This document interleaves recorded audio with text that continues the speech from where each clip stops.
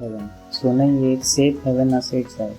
म्हणजे जेव्हा मार्केट पडतं, युद्ध होतात, महागाई वाढते, तेव्हा लोक सोन्याकडे वळतात, म्हणून भाव वाढतो. गोल्डने मागील 25 ते 30 वर्षात सुमारे 1000% जास्त रिटर्न दिला आहे.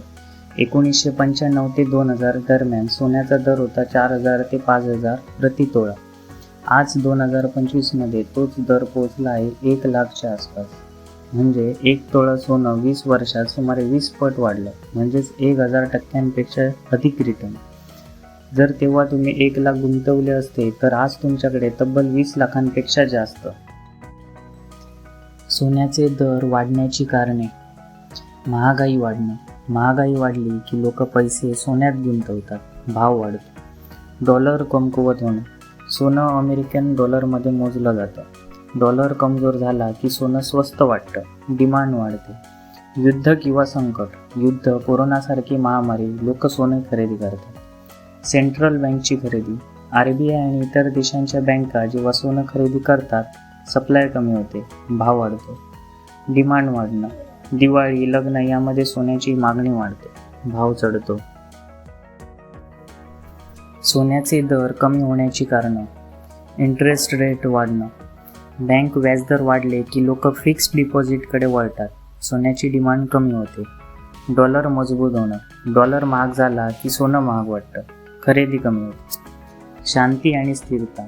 मार्केटमध्ये घाबरटपणा नसला की लोक शेअर मार्केटमध्ये पैसे लावतात, सोन्याकडे लक्ष कमी. जास्त इम्पोर्ट ड्युटी. सरकारने सोन्यावर टॅक्स वाढवला तर भाव कमी होतो, कारण खरेदी कमी होते. डिजिटल गोल्ड म्हणजे काय? डिजिटल गोल्ड म्हणजे तुम्ही रिअल गोल्ड ऑनलाईन खरेदी करता, पण ते तुमच्याकडे येत नाही. ते सुरक्षित वॉल्टमध्ये साठवलेले असतात. तुम्ही जसे 10,000ला सोनं खरेदी करता, तसंच तुम्ही 100, 500, 1000ला थोडं थोडं सोने खरेदी करू शकता आणि ते तुमच्या नावावर डिजिटल स्वरूपात जमा होते. डिजिटल गोल्ड कुठे घेता येतं आणि कुठे विकता येतं? तुम्ही डिजिटल गोल्ड खालील प्लॅटफॉर्मवरून खरेदी करू शकता. Google pay, PhonePe, Paytm, Zerodha gold, Groww app.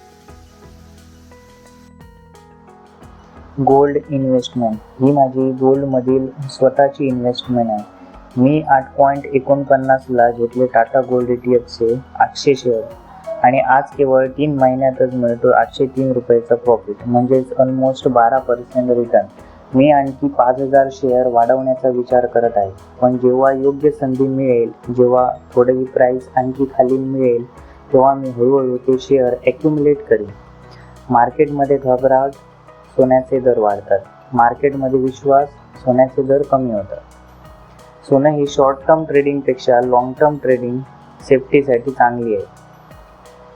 भाव सतत बदलतात, त्यामुळे SIP सारखी गुंतवणूक करा, थोडं थोडं नियमितपणे.